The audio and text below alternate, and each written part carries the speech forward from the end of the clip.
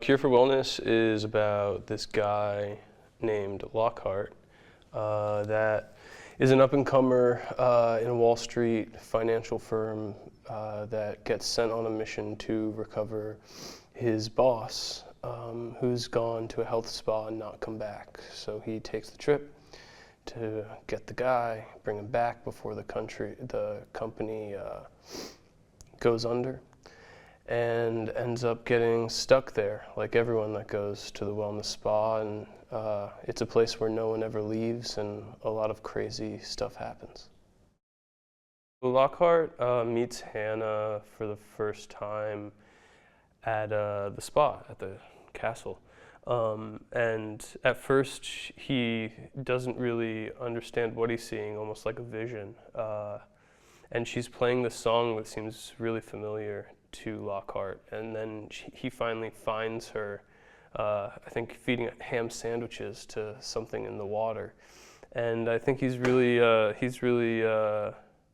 kind of bewildered by her and mystified by her. She's a really strange creature, and she's a lot younger than everyone else at the spa. So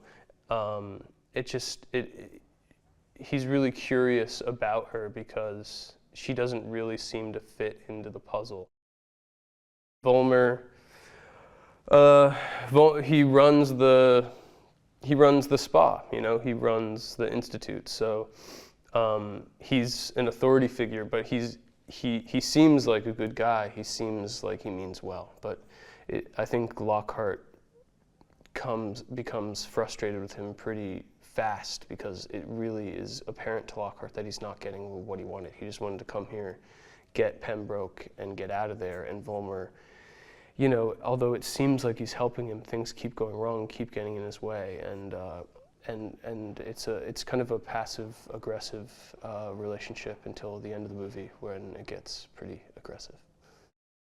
Mia is, you know, a real interesting creature herself. She is not unlike Hannah in the amount of intrigue and innocence that she has, but a really committed actor. And this is not her first movie, but it's, you know, early on in her career, so she's really hungry and committed, and is all about things being as real as possible, and her intentions are definitely in the right place and really pure. And it's been really, really fun working with Mia. Jason's like an old pro, you know? In a lot of ways, he's the opposite of Mia, whereas Mia is all about things being as real as possible and exploring moments and stuff like that. Jason is very much about, you know, hitting his mark and saying his line, and, you know, he's got his thing he does, and he's amazing at that thing. He's got this theory that he doesn't like to memorize his lines before he shows up on set, and that he memorizes them the day he gets there, and then he feels like that gives him a more organic experience. So, you know, he's a lot different than Mia, and that's one of the things I did in the movie. Is I worked with a lot of different kinds of actors every day.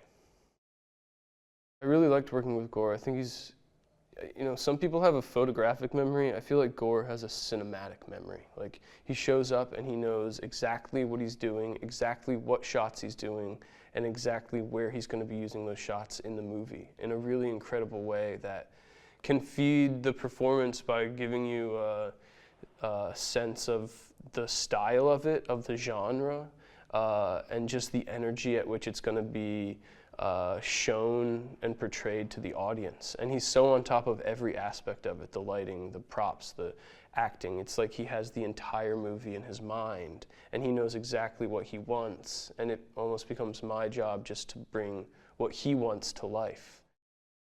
The costumes are great. You know, Jenny is an old pro, and I think she knows how to make simple things iconic. I think that's what she did in this movie. She's not working with a ton of different looks of the movie. You know, my character really has a suit and the stuff I wear at the Institute.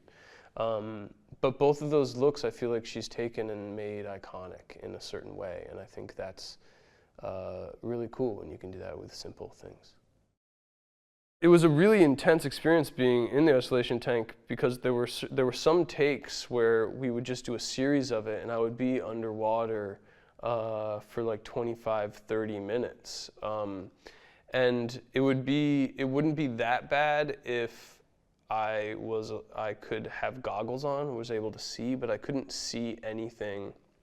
The lighting's pretty dark, pretty moody, and there's a camera coming at my face, this dark blurry thing coming at my face, and I'm in a leg cast, and I have wires that are literally holding me in the tank horizontally. So even to get out, although it's possible, would be really difficult. So that whole process was just I just had to play mind games with myself. You follow my character on this really interesting, crazy journey where he's basically trying to put a puzzle together to try to, get this guy back to his office, essentially. And it's a really complicated, old, ancient problem that becomes pretty horrifying. I think it's an opportunity to watch a movie that is compelling but also terrifying. And I think that, it'll be a good time, it'll be fun, it'll be a fun movie to watch, and a movie that leaves an impression on you, and a movie that will have certain scenes that'll shock you. It's almost like a dare, like I dare you to go see the movie.